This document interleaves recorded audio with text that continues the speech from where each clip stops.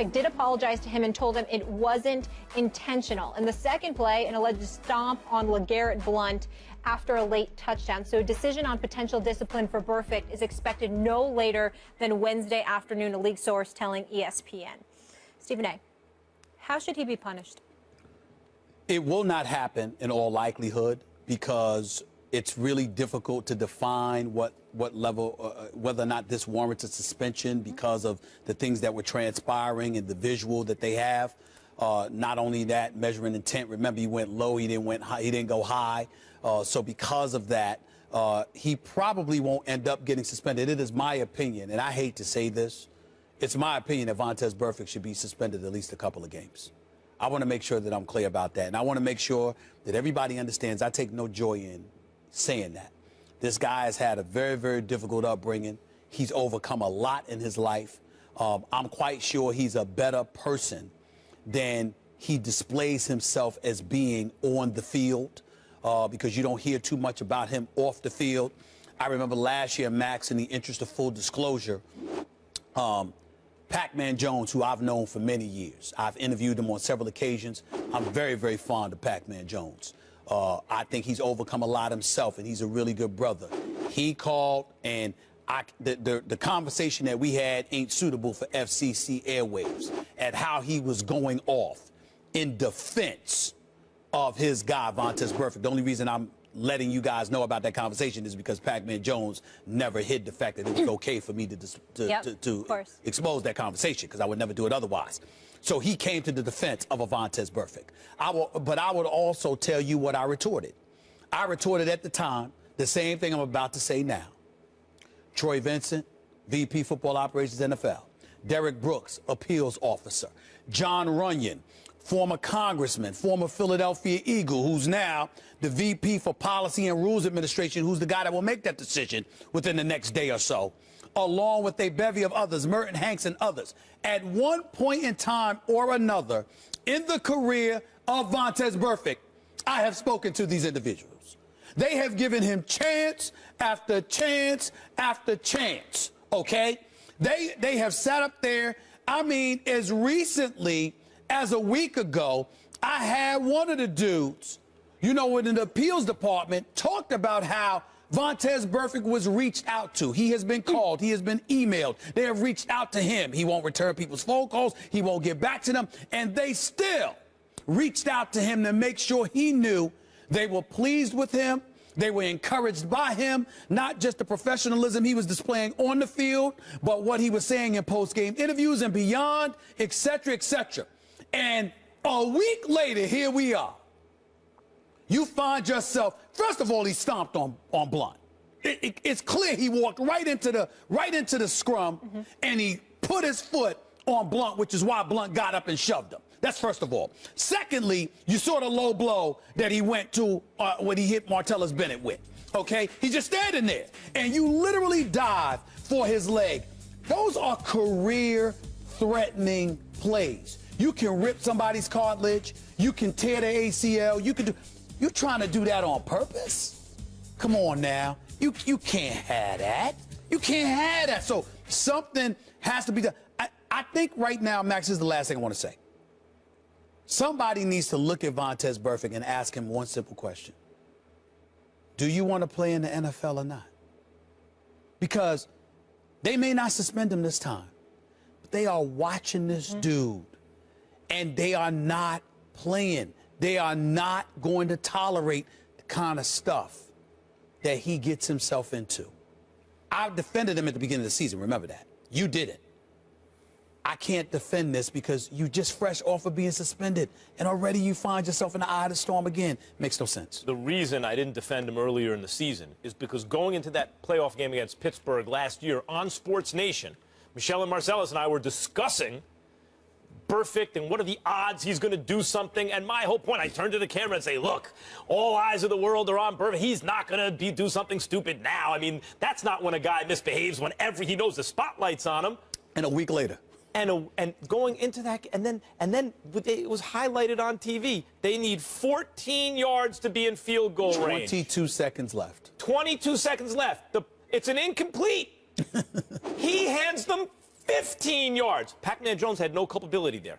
Pac-Man Jones didn't do anything wrong in that game. But Vontaze Burfict sure did when everyone, that was the question heading into that game. The question, not about the quarterbacks, it was about Vontaze Burfict and his behavior. Would he blow it? And 14 yards, he hands him 15. You couldn't write in the script any better or worse. Okay, so that's when I'm like, okay, this guy has a problem. Stephen A., here's the issue here. Whether or not he gets suspended, he should be suspended 2 games. 1, for stomping on Blunt. The reason is, and Martellus Wiley, who I worked with on the radio and TV, we saw each other 10 hours a day for 5 straight years, plus. Used to talk about this all the time. No wonder he's happy you're going. he does look kind of happy now, doesn't he? Nah. He misses you, bro. He misses you, bro. So, right. Martellus used to talk all the time, a defensive end. He was an all-pro one year, a Pro Bowl player. When he was on the bottom of a pile, he grabbed someone's gut, twist it. You do all kinds of vicious things to each other on the bottom of a pile. And, hey, if the camera picks it up, if you get caught, that's something else. But you don't want to. That's not what happened. Burfict is not in the pile. He walks over and in plain sight of everyone, stomps Blunt. 1 game. Okay, now we're talking about the Bennett hit. He went low, not high. That's true. But it wasn't a play. It wasn't. The ball wasn't coming to Bennett. The play was already over down the field. And you had just finished arguing with him a few plays early. So when I talk about Odell Beckham Jr., hey, Stephen A., it's impulse control. He took off his helmet.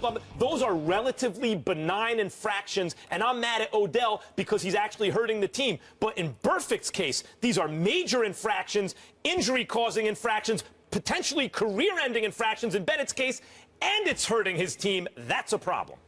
Vontaze Burfict had been fined about 4 previous times in 2015 alone, including the $50,000 fine a week before the Steelers game, Week 17, going into Week 17. So now you have this. Between James Thrash, Derek Brooks, okay, Troy Vincent, Merton Hanks, Lord knows who else, they have been on the phone or in person with this man on at least 15 separate occasions. 15! Enough's enough. Vontaze Burfict needs to ask himself one question. Do you want to play in the NFL or not? And if he does, there's something he has to do. Period. Do you want to play in the NFL or not? It's just that simple. If the answer is yes, there's something he has to do. This is not a matter of just controlling his behavior. He has to, like, go see somebody because he's got a problem controlling himself. He's a grown man. He needs to be accountable, but the coaches need to step it up, too. The coaches need to get their guys in check as well. I think he needs to see a shrink or something. I don't know about a coach. The Redskins, they're feeling pretty good about themselves right now after their big win over the Eagles Sunday. Washington's Ricky Jean-Francois and Chris Baker had some strong comments on their status in the NFC East. Take a listen. We run the damn East, not really, not all of them. We run the East. You better remember we got that damn title. Y'all forgot who the real champs in the NFC East is. Everybody picking up the China. Tell us how you really feel. The Redskins currently sit in 2nd place in the division at 4-2, right behind the 5-1 Cowboys, and Dallas already has a win over the Skins in Washington. Stephen A., do you have a problem with the Redskins talking trash like this? Well, first, before I answer that question, let me look into the camera at those Redskins players out there. Bravo! Bravo! You're the champions of the NFC East. Wow! I'm so touched. I mean, can we stop and throw a party in the nation's capital? You are the champions of the NFC East. I'm so touched. I'm so touched. Where's the tissue at? Look, let me wipe my tears away, Max, because, I mean, this is just so touching. I can't believe, I'm getting emotional right now. The Washington Redskins are the champions of the NFC East. By the way, a division where they were the only team above 500, and you want a cookie. You're going to literally walk through a locker room, through the hallways, en route to your locker room, bragging about the fact that you're there. We're the real champions of the NFC East. What do you want, a cookie? No wonder y'all are losers. See, this is the kind of stuff that we're talking about here. That makes no sense. Makes no sense, and I'm not calling them losers because of their record, because they're the reigning NFC East champions. I'm not calling them losers because they're not losing this year. They're 4-2. I'm talking about a loser's mentality. You have been inept. You have been non-existent. non-existent. When's the last time you've won a Super Bowl? We talk a lot about the Dallas Cowboys. When's the last time the Redskins have been relevant in the championship equation of things? And then you walk around after beating the Philadelphia Eagles with a rookie quarterback, by the way, because no matter how well Carson Wentz has looked, he's still a rookie. But you walk around, and because you beat a rookie with Jordan Matthews, devoid of much of a running game, with Doug Peterson not using Darren Sproles as much as he should, with a defense that's just relieved that Chip Kelly isn't their coach anymore. You beat them in the nation's capital on your home turf, 27-20, and you want to celebrate like you're champions of something. This is why the Redskins are not winning, because of an attitude that's asinine like that. Could you do something, please? And oh, by the way, had the temerity, the unmitigated gall to sit up there and bloviate about this stuff, and you ain't even in first place. You a game behind a team you've already lost to this year, which would happen to be the Dallas Cowboys, who also has a rookie running back and a rookie quarterback, and they beat you. And you gonna sit up here because you beat the Philadelphia Eagles, you running the NFC East? Shut the hell up. Just stop it. Nobody wants to hear that from the Redskins. I'm sorry. I know you just won the game. You're excited, and all of this other stuff. Nobody wants to hear it. The bottom line is you got a season to produce, and you should be competing for a championship if you were really that damn good. By the way, the Redskins ranked 28th against the run. I just thought I'd throw that out because the team that you happen to lose to happens to be a dude that's not only in line for Rookie of the Year, but is a league MVP candidate who also happens to be in your division, who already beat you. But you talking. These are the Redskins. That's their damn problem. I don't have such a big problem with guys feeling themselves on the way to the locker room after a win against a divisional rival. That's not the big deal to me. Of course, it's absurd to think that they have separated themselves somehow from the rest of the NFC East. No one has, including the Dallas Cowboys. We'll get to that in the next segment. My problem is, as a Giants fan, they're calling everyone but the Giants. People think it's the Eagles. People think it's the Cowboys. It's us. Hold on. Washington franchise has won an NFC East title as though that's a thing in recent years. 0 Super Bowls. The Cowboys, 0 Super Bowls. Let's take the last 10 years. The Eagles, 0 Super Bowls. But the NFC East is still repping with 2 Super Bowls because of my New York Football Giants, Stephen A. Smith. And if you look at the Washington record over the last decade, I know these players aren't thinking about the problems of the franchise over the last decade. They're thinking about right now. But over the last decade, because this is the way fans are receiving it, in a rivalry-heavy NFC East, last 10 years, Washington has the worst record in the division. Last 5 years, Washington has the worst record in the division. Last 3 seasons until this one, Washington has the worst record in the division. And for them to act, and this is the way that franchise always is, and I understand because I lived in D.C. for 15 months when I was hosting Around the Horn, going back about 12 years already, and that town is obsessed with football. I mean, when Gibbs came back and started coaching, every cab driver, every person walking in the street, that's all they could think about was the Washington football franchise. They are football obsessed, but they've given their fans very little to root for. So I understand if these players are feeling themselves because they had a significant win, but the way the rest of the NFC East rivals fans are going to hear that is, what are you, of all the franchises in the division? Let me tell you something as a Giants fan. Every year I go into the season, I think Eagles are going to play us tough, regardless if they're terrible and we're good or whatever. They're always going to play us tough. Cowboys are always going to be talented. They're going to have a lot of media attention, whether or not they realize the talent. The one rivalry, and I realize the Giants blew it against Washington late already this year. Blew it, though. They should have won that game. The one franchise I look at and I go, at least they're in the division. Year in and year out is Washington. As an NFC East fan of another team, I go, Cowboys I got to watch, Eagles I got to watch, at least Washington's in the division. Let me say this about the Washington Redskins, because I got a few players in that side, that locker room I'm pretty damn tight with, got a lot of love for them. But collectively, I'm just speaking as an organization. Yep.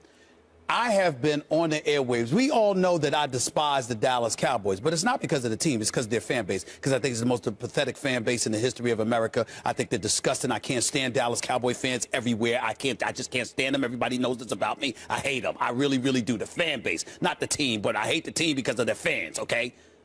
But I've been on the Dallas Cowboys because they haven't won a Super Bowl since 1995. Washington Redskins haven't won a Super Bowl since 1991. The Washington Redskins have not won a Super Bowl in more than 25 years. The Washington Redskins have been to the playoffs 6 times in 25 years. 19 out of the last 25 years, the Washington Redskins have been home watching the postseason just like the rest of us. And I would appreciate it. This is just my own personal thing going on here. I would appreciate it deeply if the Washington Redskins would be sensitive to people like me, who are umbilical cords and extensions of their fan base, because I'm no Washington Redskins fan, but I'm no Washington Redskins hater.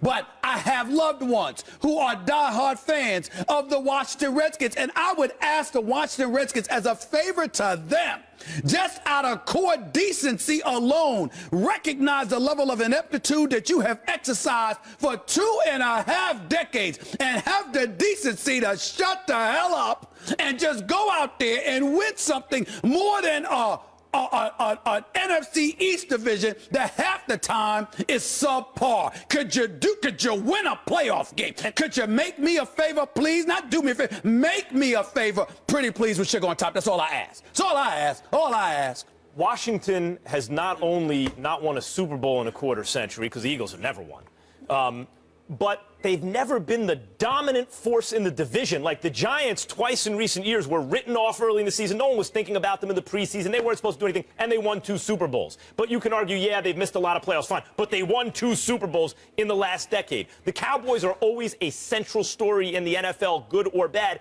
and they've been good recently. The Eagles have had runs where they've been the dominant force in the NFC East, double-digit win year after year after NFC champion.